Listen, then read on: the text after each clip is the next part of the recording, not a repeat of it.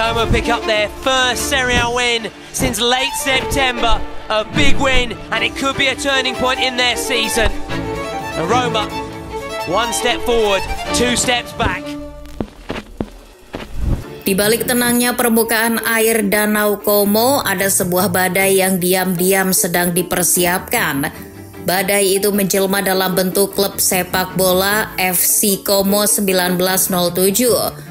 Tahun lalu mereka hanya penghuni kasta kedua, hari ini mereka adalah ancaman nyata bagi para raksasa Serie A. Musim depan Serie A tak lagi cuma soal Inter Milan, AC Milan, Atalanta atau Juventus. Semua pasang mata diprediksi akan terfokus pada klub bernuansa biru putih, Como. Mereka datang dengan uang, otak dan rencana besar. Apabila kamu berpikir mereka cuma tim yang numpang lewat, maka kamu salah besar. Como siap melakukan invasi besar-besaran kepada klub-klub papan atas. Namun publik juga bertanya, bagaimana caranya?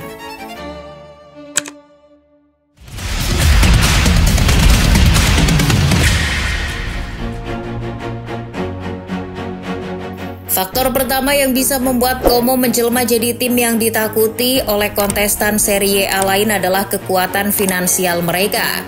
Como mempunyai sumber kekayaan yang bisa dibilang tak terbatas dari pengusaha asal Indonesia, Hartono Bersaudara. Melalui PT Djarum, Robert Budi Hartono dan Michael Bambang Hartono siap menyuntikkan dana segar untuk tim. Bahkan Starting Eleven pernah membahas bahwa konglomerat asal Indonesia ini memiliki kekayaan gabungan yang sangat besar, sampai-sampai menjadikan mereka pemilik klub sepak bola terkaya di Italia. Bangga nggak tuh ada warga negara Indonesia yang menduduki peringkat pertama dalam urutan pemilik klub terkaya di negeri orang. Selain dukungan dari Hartono Bersaudara, Como juga memperoleh pendapatan dari sponsor dan kemitraan strategis. Untuk musim 2024-2025, klub ini menjalin kerjasama dengan perusahaan investasi global Neuberger Berman yang tersemat di belakang jersey mereka. Selain itu, klub juga memiliki sponsor utama seperti Uber dan sponsor lengan dari Polytron. Kemitraan ini tidak hanya memberikan dukungan finansial, tetapi juga memperkuat posisi klub dalam komunitas dan pasar global. Tak cuma itu, dengan munculnya sponsor-sponsor ternama di jersey Como, tandanya pemilik klub tidak hanya kaya, namun pandai membangun manajemen yang baik, berbisnis dengan baik sehingga memiliki relasi yang sangat luas. Menjadi orang yang teramat kaya membuat Hartono Bersaudara tak punya banyak waktu untuk mengelola klub sendirian. Mereka meminta orang-orang ternama dan berpengalaman di bidangnya untuk mengelola klub bertajuk Lariani tersebut. Ternama dalam arti yang sebenarnya ya, karena belakang layar Como memang bertabur legenda sepak bola dunia. Dari mulai pelatih dulu deh, di situ sudah ada Cesc Fabregas. Siapa yang nggak tahu orang ini? Yang nggak tahu bisa dipastikan bukan subscriber Starting Eleven nih. Karena kalau udah subscribe pasti tahu tentang sepak terjang dari pria asal Spanyol ini. Di dunia kepelatihan, Fabregas memang newbie. Tapi di dunia sepak bola profesional, Fabregas adalah salah satu yang terbaik di posisinya. Selain Fabregas, Thierry Henry, legenda Arsenal dan tim nasional Prancis, juga terlibat dalam proyek FC Como. Mantan pemain Barcelona itu mengemban peran sebagai pemegang saham minoritas. Henry bergabung dengan Como pada tahun 2022. Menurutnya, Como adalah tim yang memiliki ambisi besar dan nilai-nilai yang sejalan dengannya. Tak cuma itu, kini ada sosok Raphael Varane yang menjabat sebagai anggota Dewan Direksi. Didatangkan sebagai pemain, Varane nyatanya bermasalah dengan cedera. Kini, ex-Real Madrid itu tidak lagi bermain, tetapi tetap berkontribusi dalam pengembangan klub, khususnya di area akademi, pendidikan, dan inovasi produk. Sebelumnya, Como juga pernah memiliki sosok Dennis Wise, legenda Chelsea, sebagai direktur teknik dan CEO olahraga. Namun kini Wise berfokus pada program Garuda Select yang juga masih berada dalam payung PT Djarum. Kehadiran tokoh-tokoh ini tidak hanya memberikan kredibilitas dan daya tarik internasional bagi Como, tetapi juga menunjukkan komitmen klub untuk membangun fondasi yang kuat, baik di dalam maupun di luar lapangan. Faktor selanjutnya adalah soal fasilitas yang memadai dan letak geografis yang bisa dibilang cukup strategis. Como kabarnya memanfaatkan keadaan sekitar sebagai media promosi sepak bola mereka. Seperti contohnya mereka mengembangkan ekosistem bisnis yang mencakup berbagai inisiatif, seperti menggabungkan kampanye sepak bola Como dengan paket wisata di Danau Como. Stadion Giuseppe Sinigaglia yang terletak di tepi Danau Como menawarkan pemandangan yang memukau dan atmosfer unik. Meskipun kapasitasnya lebih kecil dibandingkan stadion klub Serie A lainnya, suasana intim dan lokasi yang indah dapat menciptakan pengalaman menarik bagi para pelancong, tapi tetap menakutkan bagi tim tamu. Selain itu, lokasi Como yang dekat dengan perbatasan Swiss dan berada di kawasan wisata populer memberikan peluang untuk menarik wisatawan dan penggemar internasional, memperluas basis pendukung klub. Namun soal akses transportasi masih harus sedikit ditingkatkan lagi karena sejauh ini cukup terbatas.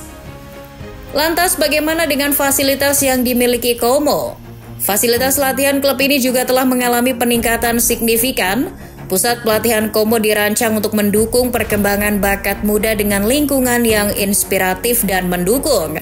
Sebagai bukti kualitas fasilitas mereka, Antara News melaporkan bahwa Timnas Indonesia U20 memilih untuk berlatih di markas Como 1907 sebagai persiapan untuk turnamen Toulon tahun lalu.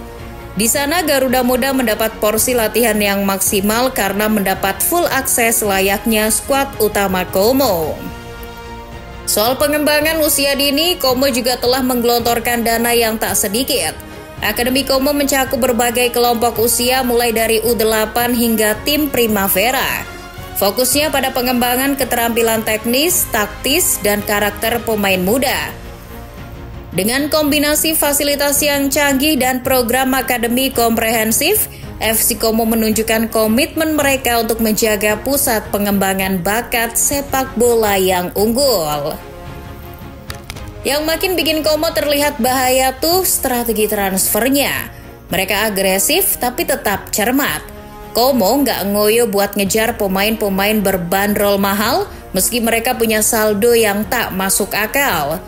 Mereka justru lebih mengedepankan pemain yang cocok dengan skema permainan ketimbang pemain bintang yang doyan ngontrol permainan.